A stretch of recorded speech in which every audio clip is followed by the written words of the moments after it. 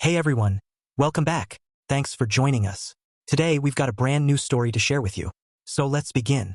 They say too much booze can be fatal, but Marcus Thorne swore his third beer that night saved his life. With his wife, Evelyn, away on a work trip, Marcus had the rare luxury of kicking back with some awful late-night television and a few cold ones. Normally, he wouldn't go past 2, but with no one around to raise an eyebrow, he went for a third. That decision had consequences. By 2 a.m., his bladder was demanding attention. As he swung his legs over the bed, rubbing his stiff knee, a sound made him freeze. A slow, deliberate creak coming from the back door. His pulse spiked. Every instinct told him something was wrong. Without thinking twice, he reached for his old Remington 870 in the closet. His father, a cop back in the 70s, had drilled it into him. Rack a shell first. That sound alone is enough to send most burglars running. It might have been old-school advice, but at that moment it felt like gospel. Marcus took a steadying breath, stepped toward the bedroom door, and pulled the pump action with a sharp clack. Then, forcing his voice to sound confident, he called out, "Hey, come on in. I've got something special waiting for you." Silence. Then, bam, a door slammed. Marcus rushed to the window just in time to see a shadowy figure scrambling over the fence, fumbling something metallic. Was that a tool? For a second, the intruder hesitated, then snatched up whatever had fallen and vanished into the alley.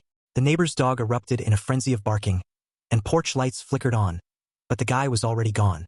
Marcus grabbed his phone and punched in emergency services. "Somebody just broke into my house," he said, his voice tight. "They ran, but they're still close. Are you safe right now?" the dispatcher asked. "I think so, but if you send someone fast, you might still catch them." The dispatcher remained maddeningly calm, explaining that other emergencies were taking priority. Marcus clenched his teeth. "Oh great. So what, donuts and coffee come before a break-in?" Across town, Leo Maxwell sat in his parked car, heart hammering against his ribs. What the hell just happened? He muttered under his breath. Everything had been meticulously planned. The timing, the route, even getting the neighbor's dog used to him by walking the alley at night for the past week. But exhaustion had dulled his focus. Turns out, carrying out the perfect crime was harder than it looked. This was supposed to be the night Marcus Thorne disappeared for good. A clean job, no loose ends. Evelyn would be free, and whether she admitted it or not, she'd be grateful. Leo clenched his jaw, thinking back to when he first met her 6 months ago. He'd transferred to her department, and from day one, the chemistry was undeniable. The way she smiled at him, the flicker of something knowing in her eyes. It was all the encouragement he needed. He still remembered that first meeting, the way she slid into the seat beside him at a staff meeting, in her skirt just a little too high, her gaze lingering a little too long. "Hi, I'm Evelyn Thorne," she had said, her voice smooth as silk. Hook, line, and sinker. From that moment, he was done for. Then, just last month, he overheard her chatting with a coworker in the break room. "Sometimes I envy you, Clara," Evelyn had said. "Being single sounds amazing." Clara had laughed, venting about a terrible date, but Leo knew better. That wasn't for Clara. It was for him. A message. "Get rid of Marcus. Set me free." The duplicate key in his pocket felt like ice. He'd made it the day Evelyn left her keys on her desk. A silent invitation, he was sure. He had rushed to the hardware store, copied it, and was about to return the original when she suddenly came back early from a meeting. He'd panicked. He couldn't just hand them back. That would be too suspicious. He had to think fast. A solution hit him in an instant. He had casually dropped the keys by the driver's side of her Honda, acting surprised when she found them later. Crisis averted. But now, his entire plan was in shambles. As a police cruiser rolled past, he slouched down in his seat, barely breathing. He waited a full 10 minutes before daring to start the engine and drive away, nerves shredded. An hour after Marcus's call, officers Miller and Peterson finally arrived. They were polite but distant, sweeping through the house with flashlights. Nothing seemed out of place except for the unlocked back door. Marcus knew he had locked it, but the skeptical looks the officers exchanged said otherwise. After jotting down some notes, they were ready to leave. As Marcus shut the door behind them, he caught a snippet of their conversation. "Frank, I could really go for a donut and some coffee right about now," Miller chuckled. Peterson laughed loudly enough to echo down the street. Marcus exhaled slowly, too rattled to sleep. Instead, he brewed himself some coffee and buried himself in paperwork until the sun came up. By 7 a.m. he called Evelyn, leaving out the whole break-in ordeal. He'd tell her when she got home that evening. Her flight was due at 6:30 p.m., and she had already mentioned heading to the airport early. At 8 a.m., he let his boss know he'd be coming in late. Then he made another call to a locksmith. The back door lock was replaced, alarms were added, and he was already considering installing a full security system. By 1 p.m., The locksmith was done, leaving Marcus with no excuse not to go to work. When he arrived, word had already spread. Coworkers swarmed him with endless questions, eager for details. He gave them the short version, hoping they'd lose interest. Eventually, the buzz died down and he managed to get some work done. At home, Evelyn stood on the front porch, her mood souring by the second. Her key didn't fit. She tried again, jamming it into the lock. Nothing. Perfect, she muttered under her breath. The business trip had already been a disaster, thanks to Leo Maxwell screwing up the Gravitas audit.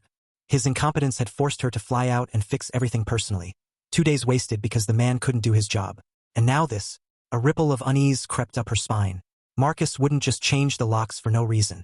She hurried around back, but the door was locked there too. A sick feeling settled in her stomach. Her mind flashed back to a conversation she'd had with Marcus months ago after watching Unfaithful. They'd laughed about celebrity free passes. Hers were Bradley Cooper and Chris Hemsworth. His were Scarlett Johansson and Jennifer Lawrence. But the mood had shifted when Marcus turned serious. "If you ever cheat on me," he had said with a half smile, "don't expect a fight. I'll just change the locks and file for divorce." Now, standing outside her own house, locked out, her stomach twisted. But why? She hadn't done anything wrong. Heart pounding, she yanked out her phone and dialed Marcus. He answered on the second ring, his tone light and casual. "Hey babe." She cut him off, voice sharp. "What the hell, Marcus? My key doesn't work." There was a pause, brief but heavy. When he finally spoke, his words made her pulse spike even more. "I thought your flight landed at 6:30. She blinked, heat rising in her chest. "What does that have to do with anything? Why are the locks changed?" Marcus exhaled. "I'll explain everything when I get there. 20 minutes, tops. Just hang tight. Okay?" Evelyn gritted her teeth. "Fine, but hurry. And for the record, I have to pee, and I'm not in the mood to wait." Marcus muttered an apology as Evelyn ended the call. Snatching his keys from the counter, he barely registered the red lights he blew through on the drive home. True to his word, he screeched into the driveway exactly 20 minutes later, just as Evelyn stepped out of her car. Her glare could cut steel, but she still gave him a quick peck before storming inside. Marcus followed, hauling her suitcase and briefcase, already pouring her favorite craft ale by the time she reached the kitchen. His awkward grin and the peace offering softened her edge. With a resigned sigh, she wrapped her arms around him, relief washing away the tension. "Okay," she said, taking a sip of the beer. "Now explain why I'm locked out of my own house." Marcus laid it all out. The midnight beer run to the bathroom, the barking dog, the rifle in his hands, and the shadowy figure vaulting over the fence. Evelyn's face drained of color, her eyes welling with tears as the weight of the situation hit her. "I almost lost you," she whispered, voice trembling. "God, Marcus." She wiped her cheeks and kissed him, murmuring an apology for snapping earlier. The debate about a security system ended right there. "We're getting one," Evelyn declared, her tone firm. "Olivia's coming home next weekend. No way am I letting her sleep here without better protection." Friday morning, Evelyn parked her car in the underground garage, sticking to her newly formed habit. Before climbing out, she tucked her keys into the side pocket of her bag. Ever since that stressful day last month when they'd gone missing, she'd been extra vigilant. That day had been chaos. An hour spent retracing her steps until Clara Olson finally spotted the keys under Evelyn's car. Evelyn could have sworn she'd left them on her desk, but a rushed exit after a traffic-jammed commute must have thrown her off. Later, Marcus had shared an article he'd stumbled across online. Skip the key fob and lock the car manually. Apparently, tech-savvy thieves could intercept fob signals, but the old-fashioned button bypassed that risk entirely. As she made her way through the office, Evelyn passed Leo Maxwell's cubicle. He glanced up, and an uneasy prickle crawled across her skin. That man always set her on edge. She vividly remembered his first day 6 months back. Running late for a staff meeting, she'd been stuck with the last available seat right beside him. As she sat down, his gaze flickered up her skirt, then lingered a moment too long on her chest. The urge to snap, "Eyes up here, buddy," was strong, but instead, she forced a cool smile and extended her hand. "Hi, Evelyn Thorne." 2 weeks ago, he'd crossed yet another line, inserting himself into a casual break-room chat she was having with Clara. He'd asked politely enough if he could join, and neither woman had the energy to turn him away. But when Evelyn joked about one of Marcus's quirks, she caught Leo watching her, grinning like he was somehow part of the inside joke. That was her last straw. Without hesitation, she marched into her manager, Robert Davis's office, and filed a formal complaint. Not just about Maxwell's incompetence, but about his increasingly uncomfortable behavior. With any luck, he'd be transferred, or better yet, fired. That Friday night, Leo Maxwell lounged on his worn couch, eyes glued to his TV. Not for a show, but for secret footage of Evelyn he'd captured with his phone. Technology had advanced significantly since high school, when he'd been caught trying to film a cheerleader with a clunky camcorder. If they don't want attention, why were skirts that short? He'd argued back then, genuinely perplexed. The school hadn't bought it. He was slapped with a 3-day suspension. But things spiraled further when someone uncovered his stash of locker room photos online. The cops got involved, and at 15, Leo found himself in handcuffs. Only his parents' money and a sharp lawyer kept him off the sex offender registry. 3 years of probation, a clean record by 19, and he walked away scot-free. Now, watching Evelyn move across his screen, Leo sighed, almost wistful. God, what a woman. Sure, the Gravitas audit had been a disaster. He couldn't deny that. But how could he focus when all he could think about was her? He'd convinced himself she'd volunteered for that Portland trip to protect him. Why else would she go out of her way? Determined not to lose his job or his access to Evelyn, Leo vowed to get his act together by Monday. He couldn't risk being cut off from her now. And Marcus? He was still the problem. A problem that needed a permanent solution. Saturday morning found Evelyn and Marcus lacing up their running shoes.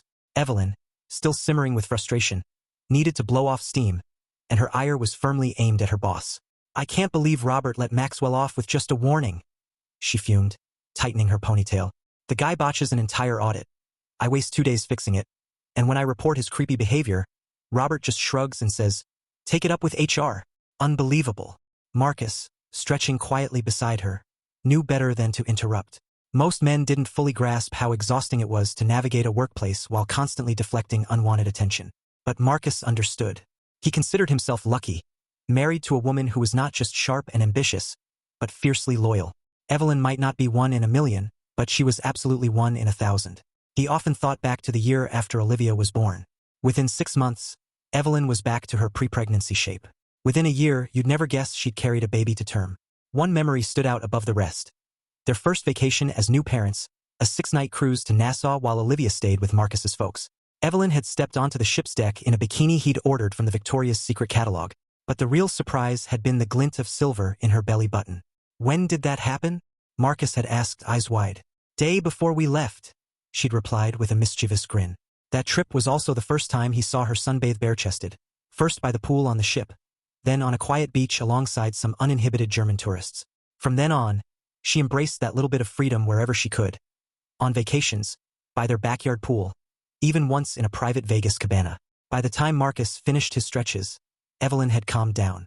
They jogged together to the park half a mile away, enjoying the crisp morning air.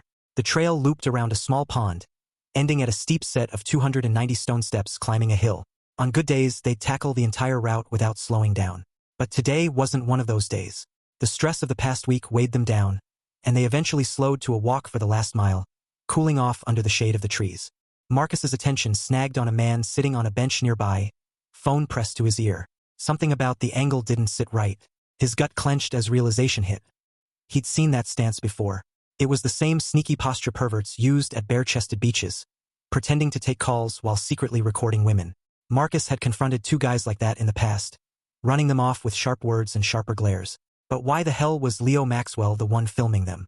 Evelyn wasn't even wearing anything remotely provocative, just her usual running gear. Oblivious, she chatted on about Olivia's upcoming visit, not noticing the unwanted attention. Did you catch that? Marcus muttered, jaw tightening. I'm pretty sure that guy's filming us. Evelyn glanced over her shoulder, her face draining of color. Oh my God, that's Leo Maxwell, the guy you reported. Why the hell is he recording us? Do you want me to go over there? Evelyn shook her head quickly. It's a public park. Even if he is filming, we can't prove it unless you snatch his phone. I'll add it to my HR complaint on Monday. Marcus's voice dropped, cold and firm. Start carrying that pepper spray I gave you. No arguments. She hesitated, then nodded, dread pooling in her stomach. Marcus didn't mention the thought gnawing at him. This wasn't the first time he'd noticed Maxwell sitting on that bench. The police wouldn't do much about a guy hanging out in a park. But Marcus had other ideas. As soon as they got home, he left a message with a private investigator, marking it urgent. Monday morning, Evelyn sat across from Charles Miller in the HR office, recounting the unsettling encounter. Charles leaned back with a heavy sigh, rubbing his temple. Without concrete proof, our hands are tied, Charles admitted. I'll send out a general reminder about workplace conduct, but it'll be phrased broadly. Your name won't come up. Evelyn crossed her arms. Are you sure? I don't want this blowing back on me. Positive, Charles assured her. But if Maxwell retaliates and this ends up in legal territory, the complaint will be on record. Hopefully, a warning will be enough to cool him down. Evelyn left the office with a knot of unease in her chest. Her mother had always taught her to see the good in people, but Leo Maxwell made that nearly impossible. From the moment he'd given her that sleazy once over 6 months ago, her instincts had screamed danger. By 11 a.m., Marcus was sitting across from David Peters, the no-nonsense owner of Peters Investigations. David had bumped the case to the top of his priority list after hearing Marcus's frantic weekend voicemail. "I need everything you can dig up on Maxwell," Marcus said, tension radiating from his posture. "Where he's from, any criminal record, anything sketchy. Evelyn says he never talks about his past, like he just appeared out of thin air." David nodded, scribbling notes on a yellow legal pad. "Got it. I'll have our lawyer reach out to HR. Since Evelyn filed a formal complaint, they should cooperate. If they push back, we'll apply more pressure. If his background wasn't properly checked when they hired him, we'll find out." "Thanks, David," Marcus muttered, some of the tension in his shoulders easing. "This whole situation's got me on edge. I need answers." "You'll get them," David promised. "Thomas Larson, one of my sharpest investigators, will head up the case." Marcus hesitated. "Should I call the cops?" "Not yet," David advised. "If the police get involved too soon, Maxwell might go underground. Let's gather solid evidence first. Once we have something concrete, we'll bring them in." Marcus's expression darkened. "You know, a couple weeks ago, a drone hovered over our yard while Evelyn was sunbathing. Could that have been Maxwell?" "I'll look into it," David replied without missing a beat. "Larger drones usually have to be registered with the FAA. If it was his, we might be able to trace it." "Good. Keep me posted. If we involve the cops, I want to have the full picture." David nodded. "Do you want me to assign a bodyguard for Evelyn?" Marcus exhaled slowly. "Not yet. What's really eating at me is the break-in while she was in Portland. Maxwell had to know she was gone. So why target the house then?" "Crazy doesn't follow logic," David said grimly. "The break-in and the stalking might be separate incidents, but until we know for sure, we'll treat them as connected." Marcus stood and shook David's hand firmly. "I appreciate you jumping on this so fast, David. Really." David offered a reassuring smile. "You're not just a client, Marcus. You and Evelyn are friends. I've got your back." As Marcus headed down the street toward his office, he found himself more alert than usual, glancing into storefront windows and side streets, half expecting to see Maxwell's smug face lurking nearby. David watched him go, concern etched into his features. Without wasting a second, he picked up his desk phone.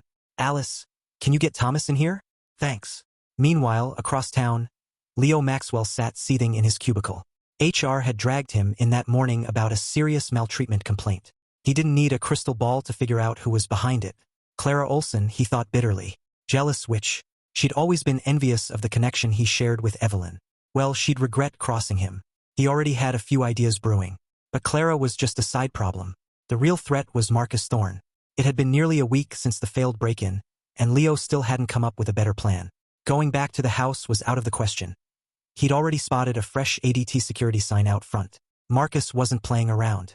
Every scenario he ran through ended the same way, either too risky or almost guaranteed to land him behind bars.